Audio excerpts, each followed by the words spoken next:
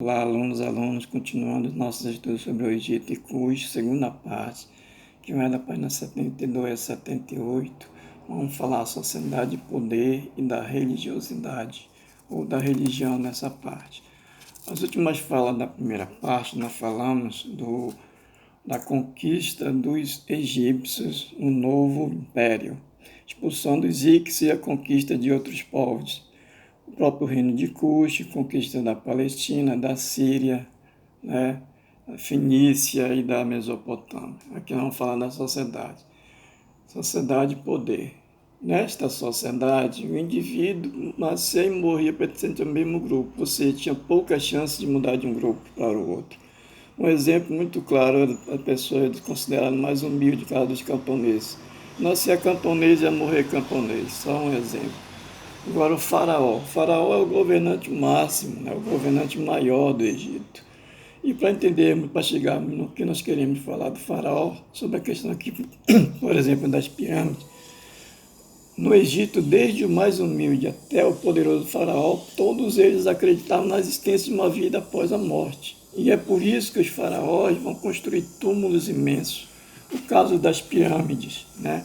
As construções das pirâmides, que para eles era uma forma de garantir sua casa na eternidade. Ou seja, a pirâmide esperava continuar desfrutando dos prazeres terrenos. Então, veja, o faraó era muito mais do que um governante, do que o rei. Ele era o próprio Deus. Ele era o governante máximo, comandante militar, juiz supremo do Egito.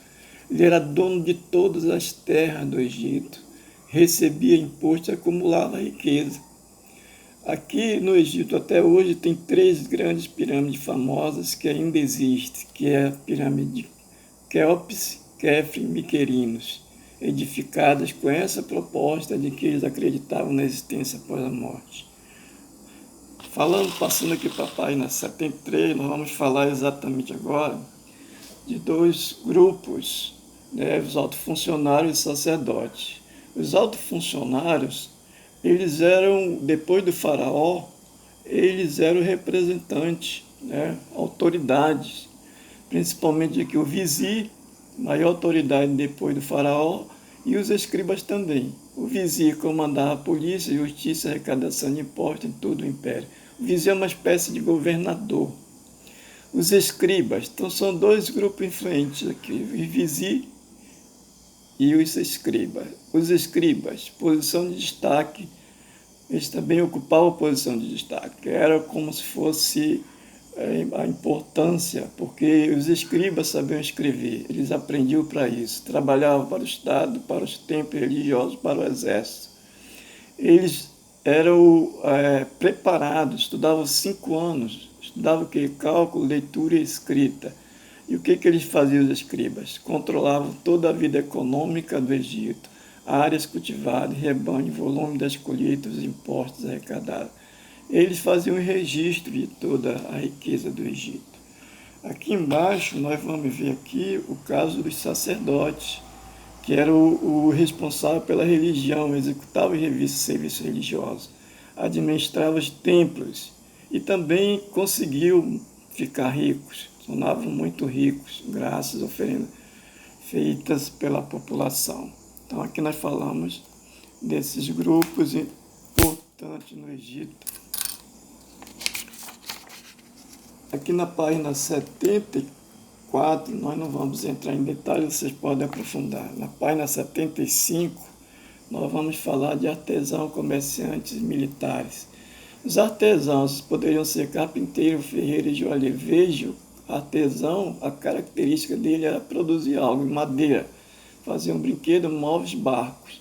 Com adobe, areia e pedra, construíam casas, palácios, ou seja, eram construtores. Com ferro, confeccionavam armas, instrumentos, carros de guerra.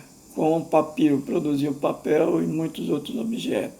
E com os metais faziam o que? Joias e ornamentos. Aqui nós temos o caso dos comerciantes. O comércio, principalmente no período do Novo Império, ele se desenvolveu, ele cresceu.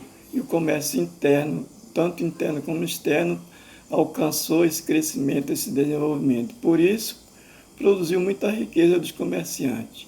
O caso dos militares também, que se tornavam, conseguiram riqueza e prestígio. A importância, principalmente nesse período do Novo Império, quando o faraó, né, ele criou um exército poderoso, preparado. E aí esses militares eles lutavam em troca de terra ou parte dos saques realizados durante as guerras de conquistas. Na página 76 aqui, nós vamos falar dos camponeses. Os camponeses eram a maior parte da população, né? A maioria da população era camponesa, era chamado também de felas. Eles trabalhavam nas propriedades agrícolas. Lembre que as terras do Egito eram do faraó. Então, o que eles faziam lá nas terras agrícolas? Na agricultura: arar, plantar, colher, abrir canais, construir e consertar. Em troca, recebiam apenas uma pequena parte, que é só para sobreviver mesmo. E tinham de pagar imposto em produtos, cereais, que eram recolhidos ao armazém do faraó. Então, tudo era do faraó. Também, quando não estava trabalhando na agricultura, plantando, colhendo, trabalhava nas obras públicas. É obrigado a trabalhar em obras do governo, como abertura de estrada e limpeza de canais e de transporte de pedras usadas na construção dos túmulos e palácios. Túmulos, templos e palácios.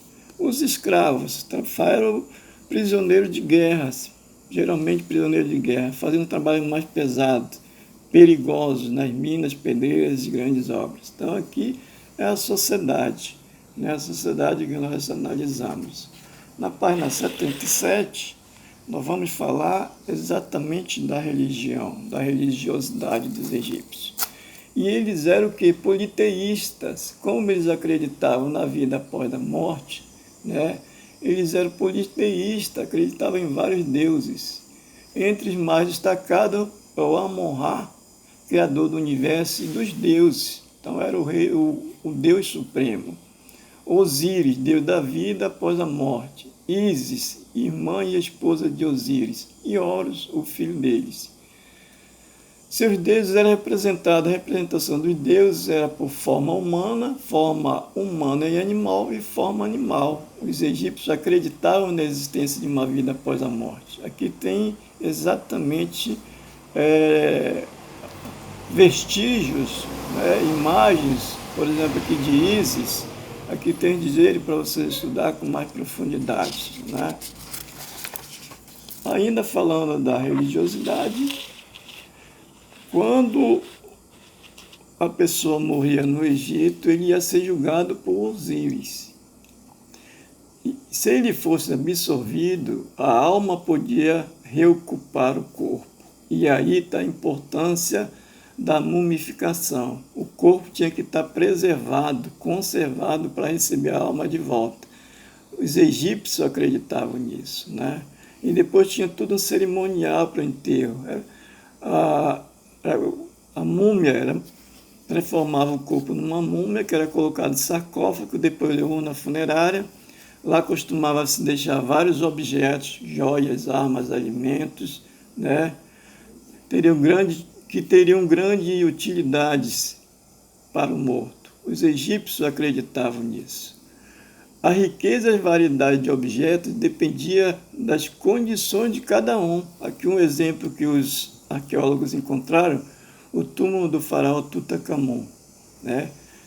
Tinha mais de 5.000 objetos. Olha só o que tinha dentro: cadeiras, carros, armas, barcos, armários, poltronas, bastões, colares, estátuas, aparelhos de mesa, objetos pessoais, assim por diante. Então veja por isso que é o tamanho dos túmulos imenso, né? O caso das pirâmides. E é isso. Aqui embaixo tem mais algumas explicações sobre Tutankhamon. Então a religião também tinha essa representação, que os egípcios acreditavam na vida após a morte. Ok? Essa segunda parte parou aqui.